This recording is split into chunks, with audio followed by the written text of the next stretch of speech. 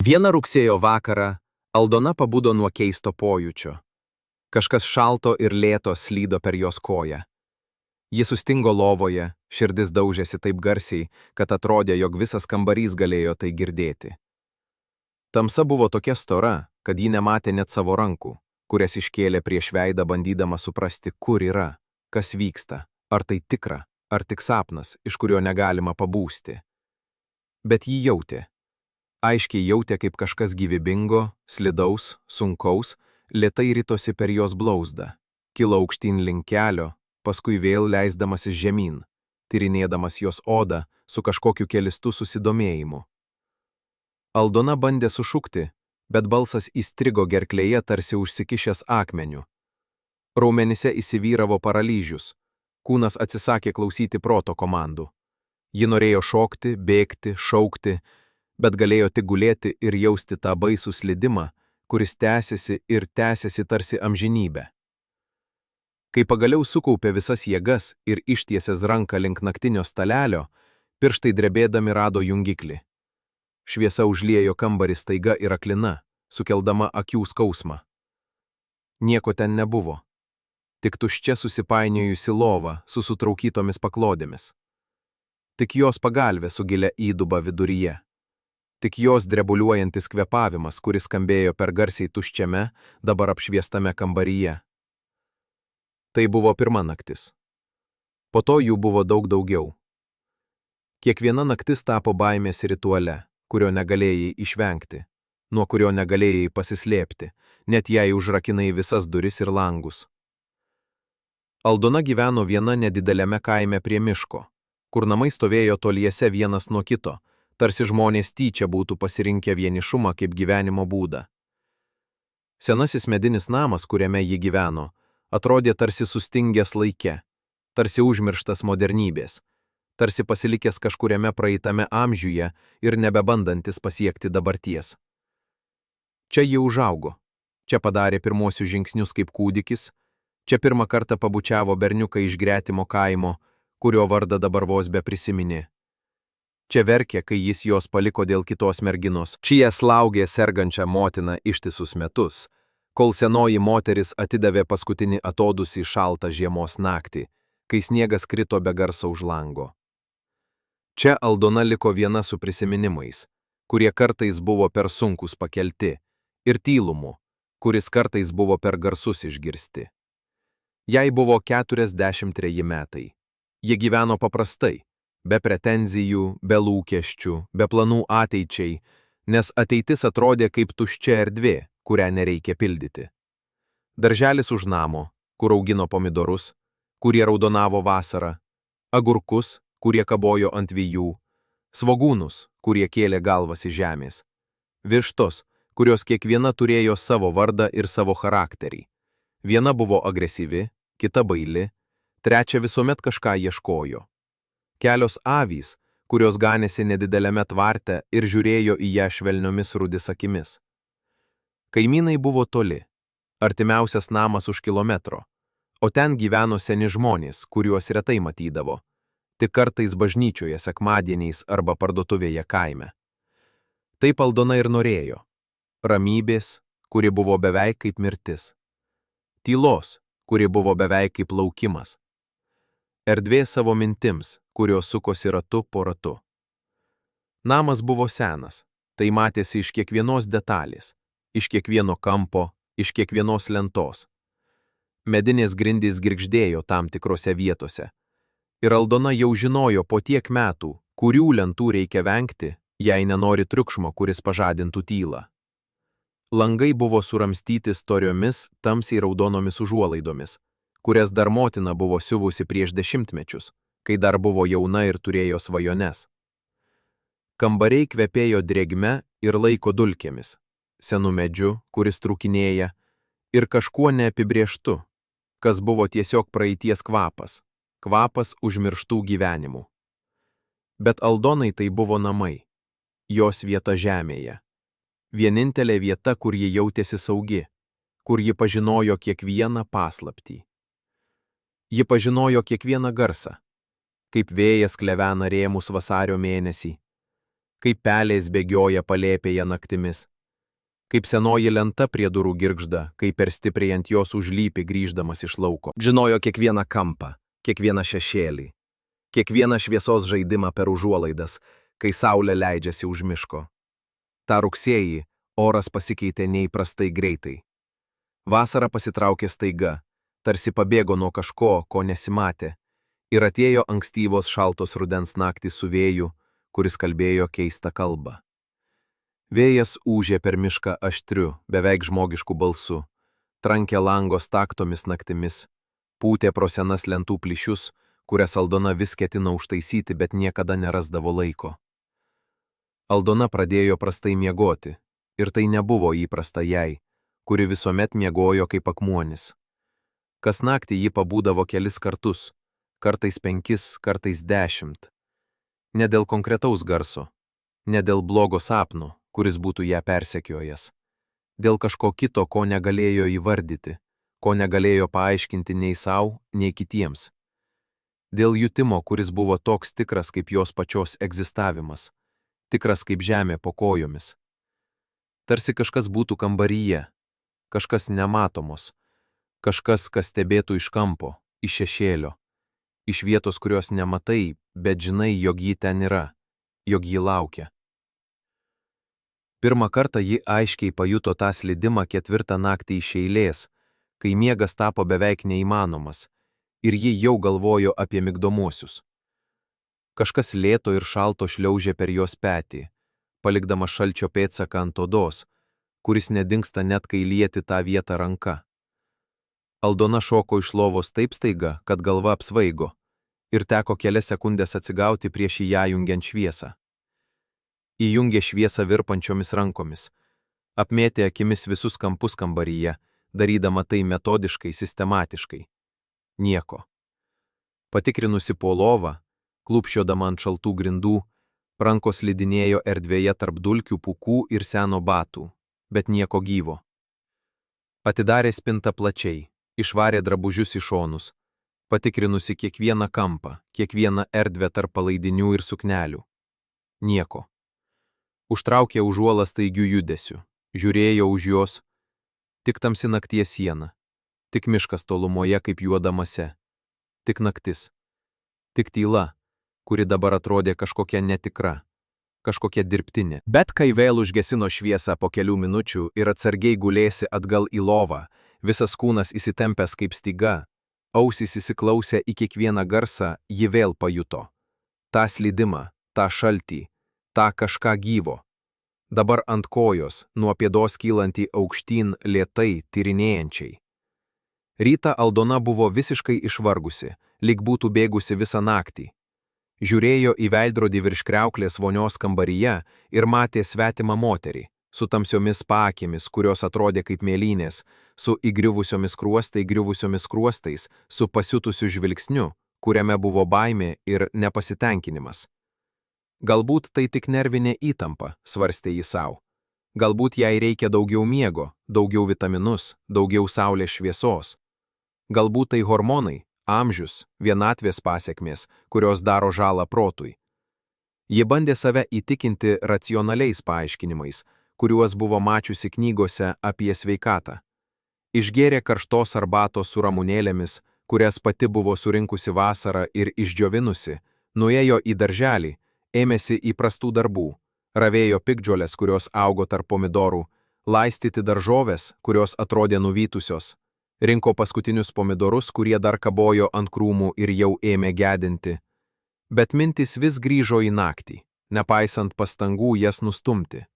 Į tą jutimą, į tą šaltį, į tą neįtikėtiną pojūtį, kad kažkas gyvas buvo ant jos kūno, kažkas, kas neturėjo teisės ten būti. Vakare ji uždegė žvakę prie motinos nuotraukos, kuri kabojo ant sienos senamadiškai rėmelyje su auksiniaus ornamentais. Susikaupė, rankos sudėtos kaip maldoje, akys užmerktos, kvėpavimas gilus. Meldėsi tyliai, lūpomis judindama žodžius, kurių seniai nebuvo kalbėjusi, kuriuos beveik užmiršo. Prašė ramybės, prašė apsaugos nuo to, kas vyksta. Prašė, kad visa tai būtų tik jos vaizduotė, tik pervargęs smegenyse gimęs fantomas, kuris išnyks, kai ji pailsės. Bet kai atėjo metas gulti, kai saulė nusileido už miško ir naktis pradėjo apgaubti namus, baimė vėl sugužėjo į širdį kaip juodas paukštis su aštriais nagais. Ji užrakino duris, patikrinusi 2 kartus, paskui dar kartą, traukdama rankeną ir klausydamasi spynos garso. Patikrinusi langus, rankena spaudė kiekvieną, ar tikrai uždaryti, ar niekas negali įeiti. Gulėsi į lovą su įjungta naktinė lempa, kuris skleidė silpną geltoną šviesą ir darė šešėlius kampuose. Bet naktį, galbūt apie 2 valandą, galbūt vėliau, lempa užgeso. Galbūt pertruko elektra, ko kartais pasitaikė kaime. Galbūt sudegė lemputė paprasčiausiai. Ir tamsa vėl apgaubė kambarį kaip tiršta juoda apklota, kurioje nebuvo jokios formos, jokios ribos, jokio orientyro. Tada ji tai išgirdo pirmą kartą aiškiai. Ne aišku garsą, ne žingsnį ar durų girgždėjimą ar grindų lūžimą, bet šnipštimą. Labai tylų, beveik nepastebimą, bet vis dėlto aišku tyloje, kuri buvo absoliuti. Šnipštimą, kokį skleidžia kažkas gyvas, kažkas, kas kvėpuoja, kas juda lėtai, kas yra visai šalia, galbūt už kelių centimetrų. Aldona atsidūrė gulinti visiškai sustingusi, tarsi jos kūnas būtų paverstas akmeniu, į kurį niekas negali judėti. Širdis buvo kaip metalinis plaktukas krūtinėje, daužantis į šonkaulius taip stipriai, kad ji galvojo, ar jie neperplyš. Ir tada ji vėl pajuto tą slydimą, kurio jau bijojo labiau nei bet ko pasaulyje. Šį kartą ant kaklo. Lėta, tyrinėjantį, šalta kaip ledas. Tarsi kas nors apviniotų ją švelniai, atsargiai, bet neišvengiamai, vis glaudžiau ir glaudžiau. Ji šoko iš lovos su šūksniu, kuris buvo daugiau gyvūniškas nei žmogiškas. Garsas iš gilumos, kurios nežinojo turinti. Rankomis šlavė orą aplink save, šlavė kaklą, plaukus, pečius, visa ko galėjo pasiekti. Bet nieko nebuvo, tik oras, tik tuštuma. Ji bėgo prie jungiklio, suklūpusi virš stalelio, pirštai ieškojo jo tamsoje, kupiuodami po sieną. Pagaliau rado ir paspaudė keletą kartų desperatiškai. Šviesoje kambarys atrodė įprastas, tuščias. Baldai savo vietose, stalas, kėdė, spinta, langas užtrauktas, durys uždarytos. Bet ant pagalvės, ten, kur buvo jos galva prieš kelias sekundės, tai, ko visiškai nesitikėjo pamatyti, kas ją privertė sustoti ir žiūrėti su nesupratimu, su baime, su kažkokiu šleikščiu susidomėjimu. Žemė. Nedidelė krūvelė tamsios, drėgnos žemės, tokios, kokia būna miške, ir ilgas, vingiuotas įbrėžimas per baltos paklodės paviršių. Tarsi kažkas būtų ten šliaužęs, palikdamas pėdsaką, palikdamas žinutę, palikdamas įrodymą, kad tai nesapnas. Aldona nesumerkė akių iki ryto. Sėdėjo virtuvėje prie stalo, gerdama kavą po kavos, kurios jau neteko skonio, žiūrėdama į sieną, o mintis sukosi chaotiškai kaip lapai vėjyje. Ji bandė suprasti, bandė rasti logiką, bandė paaiškinti racionaliskai, bet nieko negalėjo. Kai išaušo ir pilka šviesa pradėjo skverbtis pro langus, kai girdo pirmuosius paukščius, ji pasikvietė kaimyną Joną telefonu, kuris suskambėjo ilgai, kol jis pakėlė ragelį. Jonas buvo 70 metų, bet dar tvirtas vyras su storais, darbiškais pirštais ir šaltu, praktišku žvilgsniu, kuris nieko nebijojo. Jis atėjo su dideliu žibintuvėliu ir apžiūrėjo namus metodiškai, kaip karys tikrina teritoriją prieš kovą. Palėpėje nieko nerado, tik senas dulkes, kurios kilo debesį, ir voratinklius, kurie kabojo nosijį. Rūsyje, patikrinęs kampus kruopščiai, senas dėžes, kuriuose buvo užmiršti daiktai, lentynės užpakaliai, kur stovėjo skardinės, tik pelės pėdsakai smėlyje ir senos skardinės su rūdimis. Jis pažiūrėjo į Aldoną švelniu, bet nerimaujančiu žvilgsniu ir tarė ramiai, tarsi kalbėtų su vaiku. Gal tik stresas, Aldona. Vienatvė kartais daro tokių dalykų su protu, žinai. Gal reikėtų dažniau apsilankyti pas žmonės kaime, pasikalbėti. Gal reikėtų pasikalbėti su kunigu apie tai. Gal reikėtų nuvažiuoti į miestą pas daktarą. Bet Aldona žinojo, kad tai neįsivaizduota, ne proto žaismas. Ji matė žemę ant pagalvės savo akimis. Ji jautė slidimą ant savo odos, ant kaklo, ant kojos. Tai buvo tikra, kaip jos pačios egzistavimas, kaip žemė, ant kurios stovėjo. Ji dėkojo Jonui už vizitą, išlydėjo jį prie vartų, stebėjo, kaip jis dingsta už kelio posūkio, jo figūra mažėjanti ir dingstanti. Tada grįžo į namus, bet jie dabar atrodė kitaip. Lik kažkas nebematomas būtų juose pasikeitęs, lik sienos būtų artimesnės, lik lubos būtų žemesnės.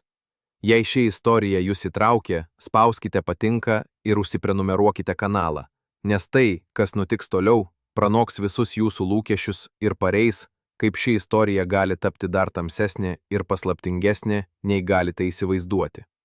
Naktys tapo ne tiesiog blogesnės, jos tapo košmaru, iš kurio negalėjai pabėgti, nuo kurio negalėjai pasislėpti, net jei uždarai visas duris, net jei uždėtum kryžių. Aldona pradėjo matyti ženklus visur, kur tik žiūrėjo. Rytais ant grindų rasdavo keistus pėdsakus, ne batų atspaudus, ne gyvūnų letenas, kurias pažįstai, bet ilgus, vingiuotus įbrėžimus, tarsi kas nors būtų šliaužęs nuo durų link lovos, tada atgal į rūsį. Kartą jis sekė šiuos pėdsakus su žibintuvėliu anksti ryte, kai dar buvo tamsa, ir jie vedė į rūsį, bet ten dingdavo prie sienos, tarsi kažkas būtų praėjęs pro patį akmenį, pro mūrą, į vietą, kurios nematai. Viščių narve, kuris buvo pritvirtintas prie namo šono medinėmis lentomis, ji rado kelis kiaušinius sudaužytus keistai, ne, tarsi kas nors juos būtų išmetęs ar trenkęs, bet tarsi kažkas sunkaus būtų per juos perėjęs, sutrypęs lėtai. Viena višta gulėjo negyva tvarte, sėdinti ant šiaudų, bet be jokių matomų žaidimų, tiesiog sustojusi, su atidarytomis akimis, kurios žiūrėjo į nieką, ir sukrempusiu kūnu, kuris jau ėmė šalti. Vieną vakarą, grįžusi iš kaimo krautuvėlę su maišeliu duonos, pieno ir kelių daržovių, ji rado priekinę duris praviras plačiai. Bet ji tikrai jas užrakino. Ji visada jas užrakindavo, tai tapo obsesija, kurią tikrindavo kelis kartus. Prisimena, kaip raktas pasuko spynoje su metaliniu garsu, kaip patikrinusi rankeną 2 kartus, traukdama ją. Širdis krūtinėje ėmė plakti greičiau, skausmingas ritmas, kuris skambėjo ausyse. Atsargiai įėjo vidun, koja stumtelėdama duris, kurios girgždėjo protesto garsu, pripažįstančių įsibrovėję. Namuose viskas atrodė kaip paprastai, baldai savo vietose, niekas neišversta ant grindų. Niekas nepaimta, kiek jį galėjo pastebėti. Bet ant stalo, tiesiog viduryje, toje vietoje, kur rytą paliko seną žolių knygą, kurią skaitė apie vaistažolės, gulėjo kažkas, kas privertė ją sustoti ir žiūrėti ilgai, nukreipus akis ir negalint jų atplėšti. Oda. Sena, permatoma, sutrukinėjusi oda, tokia, kokią numeta augantis gyvūnas, kai jam reikia naujo kūno. Gyvatės oda. Ilga, vingiuota, su įspaudais, kur kadaise buvo žvinai, su tekstūra, kuri buvo keista ir bjauri. Ji gulėjo ten kaip keistas pranešimas, kaip laiškas iš kito pasaulio, kaip įrodymas. Aldona iškrito ant kėdės, kojos nebeišlaikė svorio. Gyvatė. Taigi tai buvo gyvatė visą laiką. Jos namuose gyveno gyvatė, ir kiekvieną naktį ji ateidavo į jos lovą, neatsitiktinai, neklaidingai, bet tyčia. Ji kvėpavo sunkiai, krūtinė kilo ir leidos tarsi po bėgimo, tarsi po kovos. Bet kodėl ji jos niekada nematė dieną? Kodėl gyvatė elgėsi taip, tarsi ieškotų kažko, tarsi norėtų kažko, tarsi turėtų tikslą? Gyvatė paprastai vengė žmonių, ji tai žinojo. Jos lepiasi, bėga, puola tik gynyboje arba kai išgąsdintos. Bet ši gyvatė, ši ateidavo. Kiekvieną naktį. Tyčia. Surištu. Ji paskambino veterinarui kaimyniniame mieste, ieškodama jo numerio telefonų knygoje ilgai.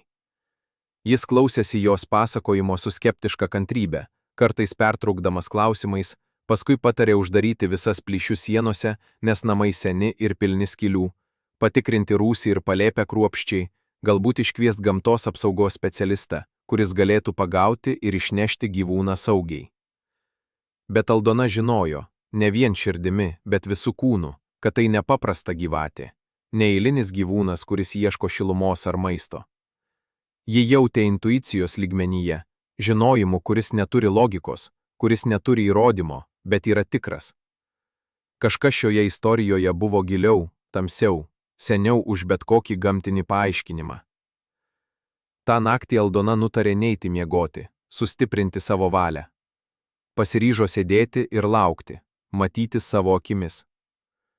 Atsisėdo ant kėdės prie durų į miegamąjį, su sena lazda rankoje, kurią motina naudojo kaip atrama, su visomis šviesomis įjungtomis kiekviename kambaryje. Laukė su kietumu, su pasiryžimu sužinoti tiesą, su baime, kurią stengs nugalėti. Valandos linko lėtai, kaip tirštas medus, kuris lašėja iš aukšto. Vidurnaktis praėjo tyliai. 1 valanda naktį, 2 valanda, 3 artėjo. Jos akys pradėjo mirkčioti neatsispirdamos, sunkūs vokai. Kūnas reikalavo poilsio, galva krito į priekį, paskui ji ją pakeldavo vėl, kratydama galvą, plakdama skruostus. Bet nuovargis yra nenugalimas priešas, kuris nesusilaiko. Ir tada kažkuriuo momentu tarp 3 ir 4 valandos, kai laikrodis rodė laiką, ji užsnūdo. Užsnūdo sėdėdama, su lazda rankoje, su šviesomis aplinkui, su nepatogiu kaklo padėjimu. Prabudo nuo to paties jutimo, kuris jau tapo pažįstamas – slydimo, šalčio, svorio. Bet šį kartą akys buvo atidarytos. Ji nemiega, ji mato. Tikrai mato prieš save. Gyvatė. Didelė, storos vyriškos plaštakos gyvatė, su pilka žalia oda ir geltonais dėmėmis išilgai stuburo, kurie sudarė rašto beveik kaip simboliai. Ji ritosi ant Aldonos krūtinės lėtai, be skubumo, be baimės, tarsi tai būtų pati natūraliausia vieta pasaulyje, tarsi ji ten priklausytų. Jos galva buvo pakelta, kaklas išlentas elegantiška lanku, raumenuose matėsi jėga, o akys – 2 juodos, blizgančios skylės, kuriuose nebuvo jokio atspindžio. Žiūrėjo tiesiai į Aldonos veidą su žinojimu, kurį negalėjai paaiškinti, su intelektu, kurio negalėjai įsivaizduoti. Liežuvis šmižinėjo orą, 2 plonas šakutės, jaučiant aplinką, skonis, kvapus, emocijas. Aldona bandė judėti, bet kūnas nepakluso valiai. Tarsi raumenyse būtų įsijungusi apsauginė sistema, paralyžius prieš tai, ko nesupratai, ko bijodami. Ji bandė šaukti, kelti balsą, kviesti pagalbos, bet gerklę praėjo tik suklydimas, duslus garsas, kuris skambėjo kaip vėjo šnypštimas pro plyšius. Gyvatė pakėlė galvą aukščiau, kildama virš Aldonos veido, ir lėtai, metodiškai, tarsi atlikdama ritualą, apvyniojo aplink Aldonos kaklą. Nestipriai, nesmaugdama, nespausdama, švelniai, beveik švelniai, tarsi apkabinimas, tarsi pasisveikinimas, tarsi susitikimas po ilgos kelionės. Ir tada Aldona išgirdo balsą, kurio nesitikėjo, ne iš išorės, ne iš gyvatės lūpų, kurių ji neturi, ne iš kažkieno už durų, iš vidaus, iš savo pačios galvos, bet tai nebuvo jos mintis, ne jos balsas. Tai buvo kažkas kito, kažkas svetimo. Balsas tylus, senas, moteriškas, užduždamas tarsi iš gelmės, kuris šnabždėjo tiesiogiai į jos protą. Aš grįžau. Pagaliau aš grįžau pas tave po visų šių metų, po visų šių amžių. Ašaros pradėjo bėgti Aldonos skruostai savaime, nevaldomai, kaip upės, kurios nebegali sustabdyti. Ji prisiminė seną istoriją, kurią motina jai pasakojo vaikystėje, kai dar būdavo šiltos vasaros vakarai ant stogastulpio prie namo, kai motina žiūrėdavo į žvaigždes, kurios švietė kaip adatos, ir pasakodavo legendas, kurias ji pati buvo girdėjusi iš savo motinos. Istorija apie moterį, kuri mylėjo žmogų labiau nei gyvenimą patį, labiau nei kvėpavimą. Bet jis mirė jaunas, kare, ar nuo ligos, ar nuo nelaimės, niekas nebeatsimena tiksliai, detalės dingo laiko rūke.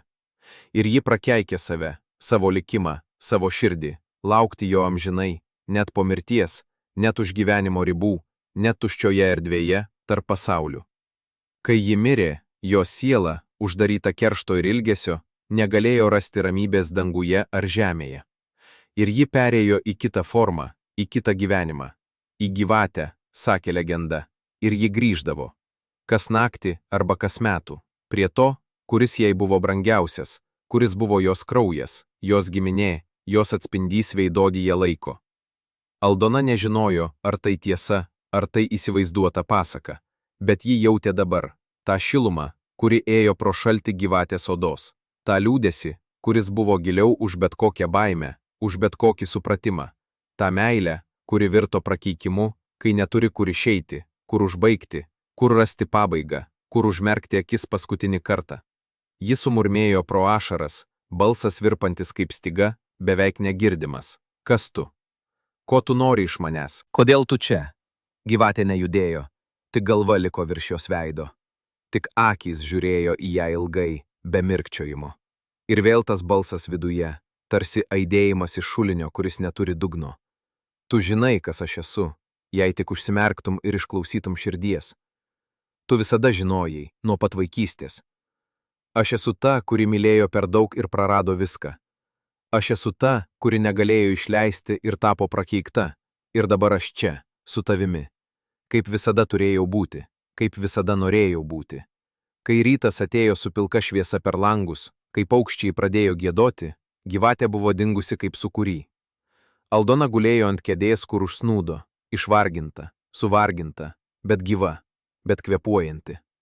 Ant kaklo liko raudonas ženklas, ne įkandimas, ne žaizda, bet įspaudimas, tarsi nuo virvelės arba nuo rankų, kurios laikė per stipriai. Ji palėtė šį pirštais, sušniokštė nuo skausmo ir jautrumo ir sumerkė akis. Ašaros vėl pradėjo bėgti. Dabar jau iš bejėgiškumo, iš neišmanimo, ką daryti toliau. Ji nusprendė nueiti į kapines, kur buvo palaidota motina ir visa giminė. Ten, prie motinos kapo, kuris buvo paprastas, akmeninis paminklas su vardu ir datomis, apaugę samano kraštai žaliu, ten ji klūpėjo ilgai ant žemės, rankose laikydama gėlių puokštę, kurią nuskinko darželyje. Paskutinės gėlės, kurios dar žydėjo. Lūpos judėjo maldoje, bet žodžiai nesijungė prasmiai. Jie byrėjo kaip smėlis tarp pirštų. Ji prašė atsakymų, prašė paaiškinimo, prašė ramybės savo ir tiems, kurie niekada jos nerado. Prašė supratimo to, kas vyksta jos gyvenime. Bet vėjas tik ūžė per kapines, per medžius, kurie buvo aplink, ir niekas neatsakė. Tik varnai krankėjo tolumoje, jų balsai atrodė kaip juokas. Po kelių dienų, kai naktis tapo nepakenčiamos, kai miegas tapo neįmanomas ir ji jau galvojo apie išsikraustimą, Aldona pasikvietė seną moterį iš kaimo, kurią visi pažinojo kaip žinoma dėl savo žinojimo apie senasias tradicijas, žolelės, burtus ir sielas, kurios klaidžioja. Moteris atėjo su krepšiu pilnu sausų žolelių, žvakių su keistais kvapais ir keistų daiktų, kurių paskirtis nebuvo aiški. Ji buvo labai sena, veidas raukšlėtas kaip senojo medžio žievė, rankos drebančios, bet akys gilios, tamsios, bet aštrios kaip adata. Ji apžiūrėjo namus lėtai, liesdama rankai slystelėti per sienas, uošdama orą patalpose, klausydamasi tylos, tarsi ji turėtų garsą, melodiją.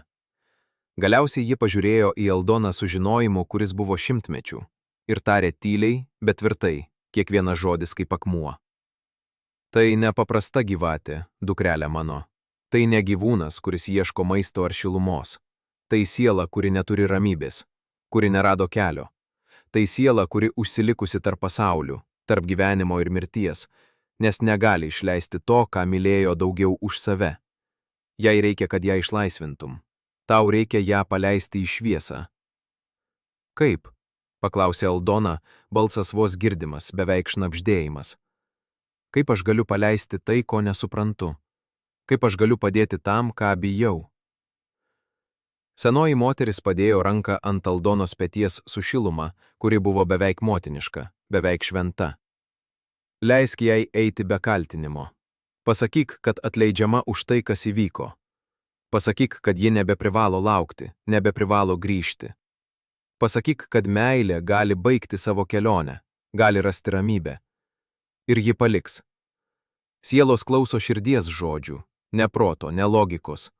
Jos klauso atleidėjimo, kurio taip trokšta. Ta naktį Aldona gulėsi į lovą kitaip nei kitas naktis. Be baimės, kuri ją paralyžiavo, be pasipriešinimo, kuris darė viską sunkiau. Ji paliko langą pravirtą, leisdama rudens vėjui įpūsti į kambarį ir nešti miško kvapus. Ji užgesino šviesą ir gulėjo tamsoje, laukdama to, kas turi ateiti. Širdis buvo rami, kvėpavimas lėtas ir gilus. Ir gyvatė atėjo, kaip ji žinojo, kad ateis, kaip visada. Lėtai, tyliai, ji įslydo pro langą, per palangę, kurioje buvo dulkių, nusileidė ant grindų, paskui kilusi ant lovos kaip upė, kuri teka savo vaga. Šį kartą Aldona nekrato jos šalin, nekėlė rankos gynybai, nerėkė. Ji tiesiog žiūrėjo ramiai, kaip gyvatė ritosi prie jos, kaip apviniojo aplink jos ranką švelniai, kaip galva pakilo ir žiūrėjo į ją su tomis juodomis, begalinio liūdesio akimis, kuriuose buvo visi prarastų meilių ašaros. Aldona padėjo kitą ranką ant gyvatės galvos švelniai, be baimės. Oda buvo šalta, sausi, bet gyva, pulsas jaučiamas. Ji jautė gyvybę po žvinais, širdį, kuri plakė, ir ji sušnibždėjo, balsas tik virpėsis tamsoje, tik šnabždėjimas. Atleidžiu tau už tai, kad grįžai. Atleidžiu, kad mylėjai per daug ir negalėjai pamiršti. Atleidžiu, kad negalėjai išleisti to, kas praėjo. Bet dabar laikas eiti. Laikas baigti šią kelionę. Eik ramybėje ten, kur tave laukia šviesa. Eik pas tuos, kurie laukia kitoje pusėje. Nebesilauk čia tarp šešėlių. Aš leidžiu tau eiti. Aš atleidžiu tau viską. Gyvatė sustingo visame kūne. Visas jos kūnas tapo nejudantis, tarsi išgirdusi kažką, ko laukė per amžius, per šimtmečius. Jos akys žiūrėjo į Aldoną ilgai. Taip ilgai, kad atrodė, jog laikas sustojo ir pasaulis užsidarė. Ir tada lėtai, labai lėtai, tarsi nenorėdama, ji išslydo žemyn, per lovą, per jos ranką, per paklodę, per grindis girgždančias, link lango, iš kurio atėjo. Aldona stebėjo, kaip ji dingsta pro langą į naktį, į mišką, į tamsą, iš kurios atėjo prieš tiek laikų. Ir kai jos uodega dingo už palangės, kai paskutinis žvynas išnyko, Aldona pajuto lengvumą krūtinėje, tarsi sunkus akmuo, kurį nešioja metais, būtų buvęs nukeltas. Aldona niekada jos daugiau nematė. Nė vieno slydimo, nė vieno šnipštimo, nė vieno ženklo, nė vieno sapno. Tik tylos ir ramybė. Rytą ji rado toje vietoje, kur gyvatė paskutinį kartą buvo, ant palangės.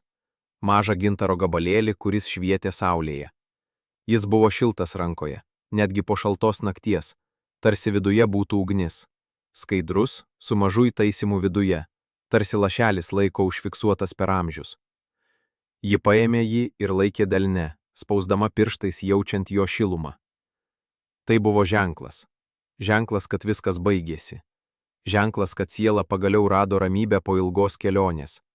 Ženklas, kad meilė, netgi ta, kuri virto prakeikimu, gali rasti kelią namo, jei ją paleidžiame. Laikas ėjo kaip visada po to. Dienos virto savaitėmis, kurios buvo paprastos. Savaitė švirto mėnesiais, kurie buvo ramūs. Aldona vėl pradėjo normaliai miegoti, giliai, be sapnų. Namai tapo ramūs, tokie, kokie buvo seniai, galbūt netgi ramesni nei bet kada. Naktis grįžo į tą tylą, ne į baimę, ne į laukimą. Vištos vėl dėjo kiaušinius kiekvieną dieną. Avis ganėsi ramiai laukuose. Darželis davė paskutinę derlių prie žiemos ateimą, didesnį nei tikėjosi. Bet ji niekada neužmiršo tos gyvatės, tos akimirkos. Tos sielos, kuri buvo prarasta tarp pasaulių, ieškojusi kelio į šviesą, į ramybę, į užmarštį. Kartais vėlyvais vakarais, kai saulė nusileidusi už miško ir dangus tampa violetinis, kai paukščiai nutylia ir pasaulis laukia nakties, ji žiūrėdavo pro langą į mišką, kuris stovėjo kaip siena, ir galvodavo apie paslaptis. Galvodavo apie tai, kiek dar sielų klaidžioja šiame pasaulyje tarp mūsų. Kiek jų ieško atleidimo, bet niekas jiems jo neduoda. Niekas negirdi. Kiek jų laukia, kad kas nors leistų joms eiti, išlaisvinti jas iš grandinių, kurias jos pačios savo užsidėjo dėl meilės, dėl neapykantos, dėl keršto. Ir ji galvodavo apie meilę, tikrą meilę.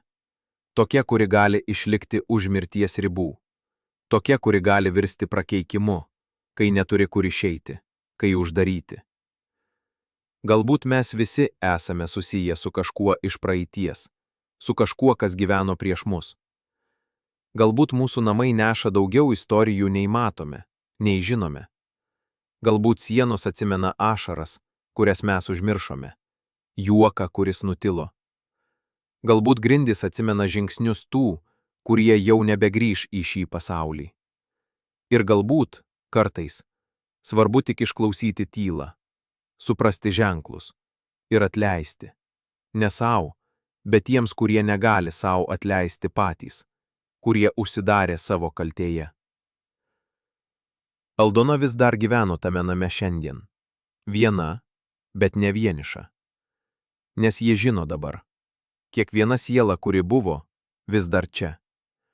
Tik kitoje formoje, kurią nematome. Kitoje dimensijoje, kur jos nesuprantame. Kito laiko klodoje, kuri eina lygiagrečiai. Jos eina šalia mūsų, pro mus, kartais per mus kaip vėjas. Ir kartais jos prašo pagalbos tyliais būdais. Kartais jos prašo išlaisvinimo ženklais. Kartais jos tiesiog prašo, kad kas nors jas išgirstų per tylą. O gintaro gabalėlį ji nešioja kaspine aplink kaklą, arti širdies, kuri plaka ramiai. Kaip priminimą, kad meilė, netgi ta, kuri virto kankinimui, gali rasti ramybę, jei ją paleidžiame su meile. Kaip priminimą, kad kartais gyvieji turi pagelbėti mirusiems rasti kelią. Kaip priminimą, kad pasaulis yra daug gilesnis, daug tamsesnis, bet ir daug grožesnis, nei mes matome dienų šviesoje, nei mes išdrįstame įsivaizduoti. Ir kiekvieną naktį, prieš užmiegant, gulėdama lovoje, ji šnibžda į tamsą tylius žodžius. Eikite ramybėje, visi, kurie dar laukiate. Eikite ramybėje, nebijokite eiti. Šviesa laukia jūsų.